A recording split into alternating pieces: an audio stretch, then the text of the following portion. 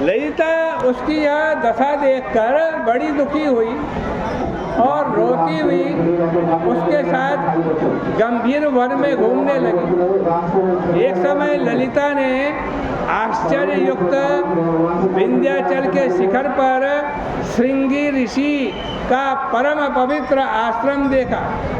ललिता शीघ्र वहाँ गई और नम्रता पूर्वक बैठ गई।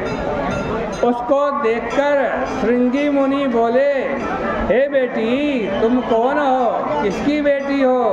किस लिए यहाँ आई हो? या मेरे सामने सत्य कहो। ललिता बोली, मैं वीर धनवा नाम के महात्मा गंधर्व जो है उनकी बेटी हूँ। ललिता मेरा नाम है। पति के लिए मैं वन में आई हूँ।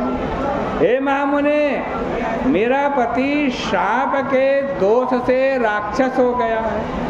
हे ब्राह्मण, उसका भयंकर रूप और बुरा आचरण देखकर मुझको सुख नहीं मिलता।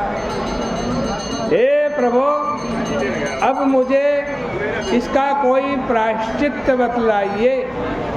हे विप्रेंद्र, जिस पुण्य से यह राक्षस योनि छूट जाए। ऋषि बोले, हे बेटी, चैत्र के महीने में जो शुक्ल पक्ष की एकादशी होती है उसका नाम कामदा एकादशी है।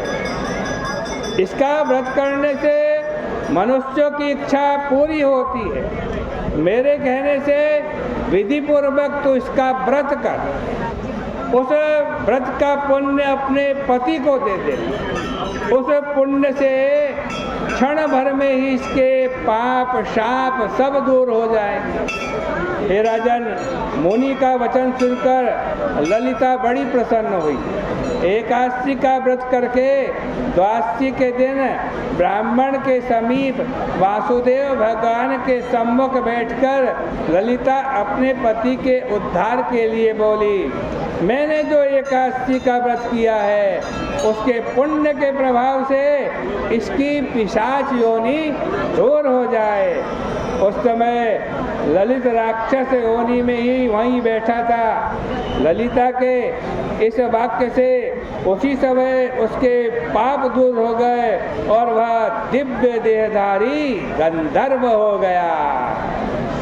उसकी राक्षस योनि दूर हो गई।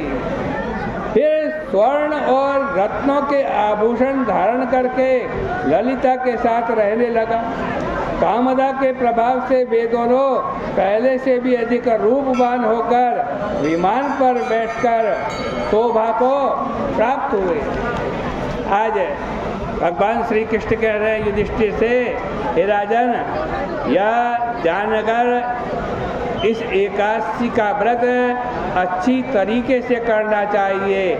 लोक हित के लिए मैंने तुमसे कहा, ये ब्रह्म हत्यादि पाप और पिशाच योनि को नष्ट करने वाली है। इससे बढ़कर चर अचर तीनों लोकों में कोई नहीं है। इस प्रकार श्री वराह पुराणे चैत्र शुक्ल कामदई एकादशी व्रत महात्म श्री कृष्णार्पणमस्तु।